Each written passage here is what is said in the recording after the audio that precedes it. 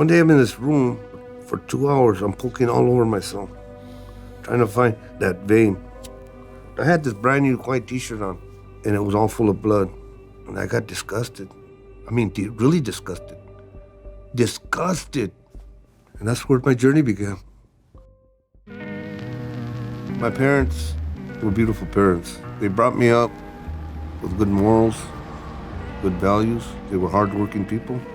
It wasn't until I was around 11 years old that I really started getting into the drug scene. Where I lived was a predominant Mexican neighborhood, Chicano neighborhood, that was surrounded by white people. There was not a day that went by that I used to hear, go back to Mexico, Beaner, wetback.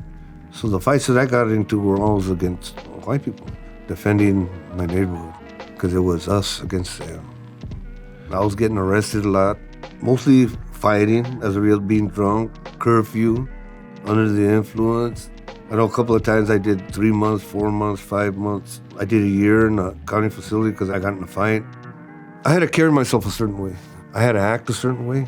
I had to talk a certain way.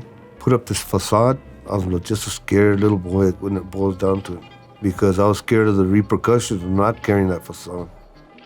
I was afraid they would find out. I was just scared. Now, mind you, I'm still going to school. I had good grades. But in high school, I took 3 aptitude tests for 3 different counselors. And the first counselor tells me, Joseph, you scored good in the aptitude test. You could be a good mechanic. The second counselor told me, Joseph, you scored good in your aptitude test.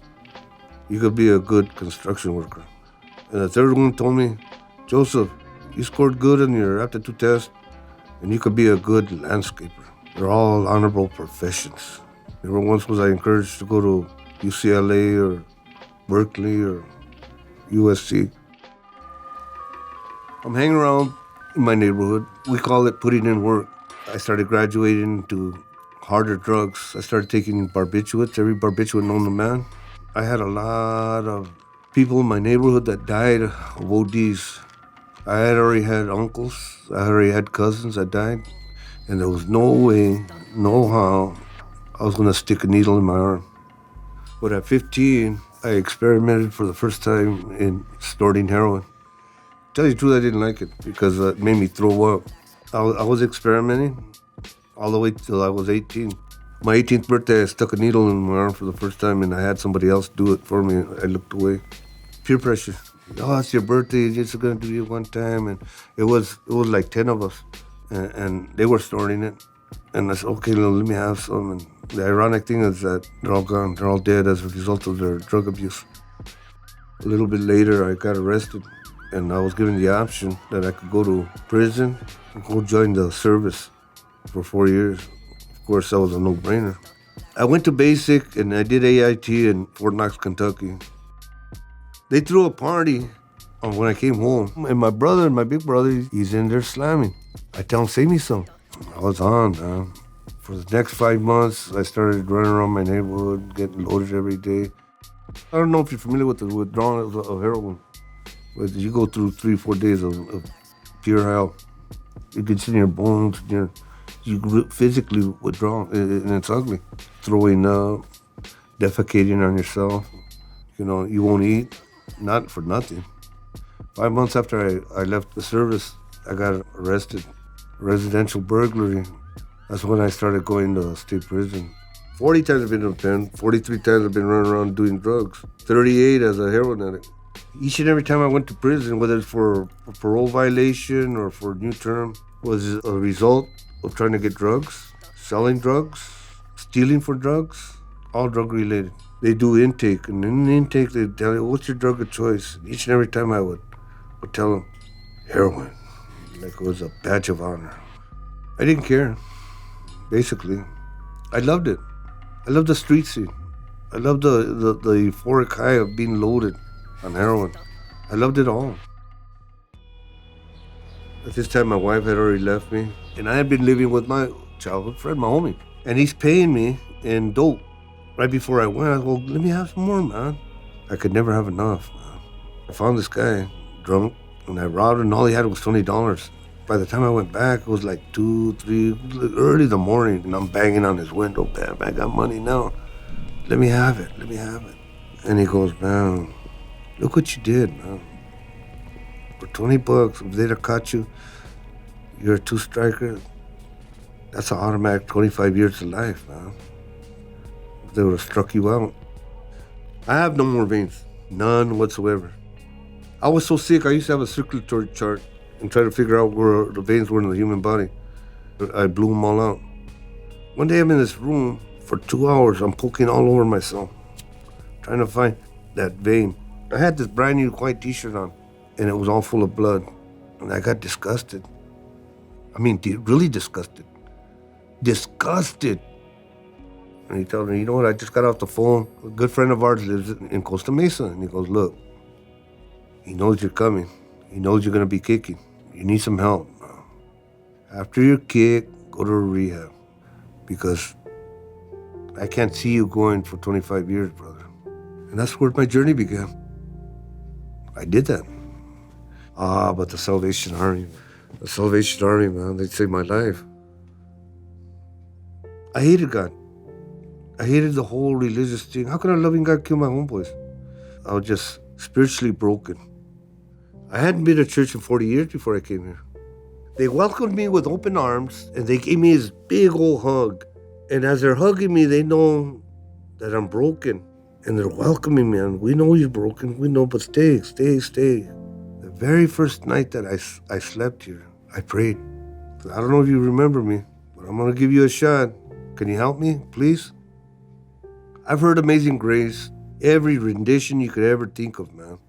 It was the first time in my life I heard it. The words started making sense to me, man.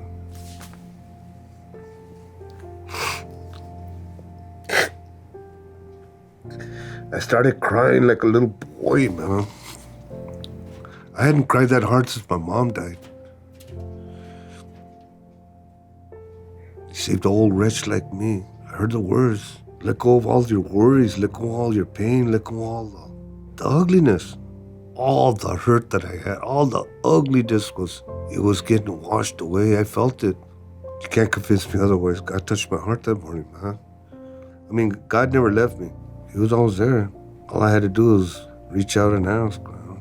I had to do away with all that, change everything. It was opening up my mind and opening up my heart. Because I wanted that change. I wanted the desire to be something different than what I came in. I was already 10 months into the program when the counselor asked me, hey, you ever thought about going to school? I go, of course. Many times I sat in that 6x9 and I would replay the tape in my mind of the wouldas, couldas, and shouldas. Maybe if I had stayed in the service 20 years, my life would have been different. Or maybe if I'd have gone to school, my life would have been different. And he goes, well, you know what?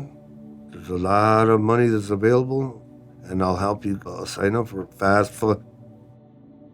The grades that I had today is a reflection of what I could have done at 16, 17, and 18. I made straight A's 2 semesters in a row.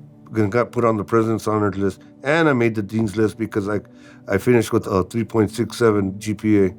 And I'm going to the master's program. I went to go take my graduation picture. I told him, look, man, I'm going to take off the robe. Don't get scared. But I want to do it a certain way. And as I'm taking off my clothes, he goes, oh. You take away the cap, you take away the diploma, and what do you have? Just a prison guy crouching in front of the university side.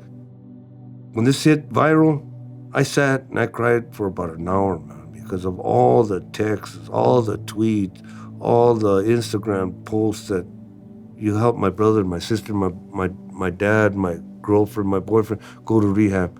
Or the same thing going back to school. If it takes my story to motivate, if it takes my story to inspire, if it takes my story to give somebody hope, so be it. I know God's working through me to help convey that message. Being in a 12-step recovery program, I've been given the opportunity to go in various juvenile facilities and talk to young men. Because I remember when I used to sit in them seats and some guy would sit, and I'd always think in my mind, hurry up and be quiet, man, because I want to go watch my program. I want to go and play pool or play cards, and you're disrupting my program. I feel that's my calling, because in reflecting in my own life, nobody encouraged me. Nobody told me, at any point in my life, growing up, nobody told me, Joseph, you have the capabilities of being a doctor or a lawyer. I remember many times I'd look in the mirror and I hated the reflection. Loving oneself, loving that reflection, and above everything else, being honest with that reflection. Those are the two biggest ones for me, love and integrity. I learned them here. All the people in here, man, the counselors, process groups, residential managers, everybody that was here were so helpful. I still had to stumble a couple of times in here, but I knew I was in the right place. I've been blessed beyond my comprehension because of the Salvation Army and accepting Christ Jesus as my Lord and Savior, man. The things that I learned here in the ARCs helped me become who I am today. God works in mysterious ways, man. He's helped me out. A guy like me, old wretch like me, man.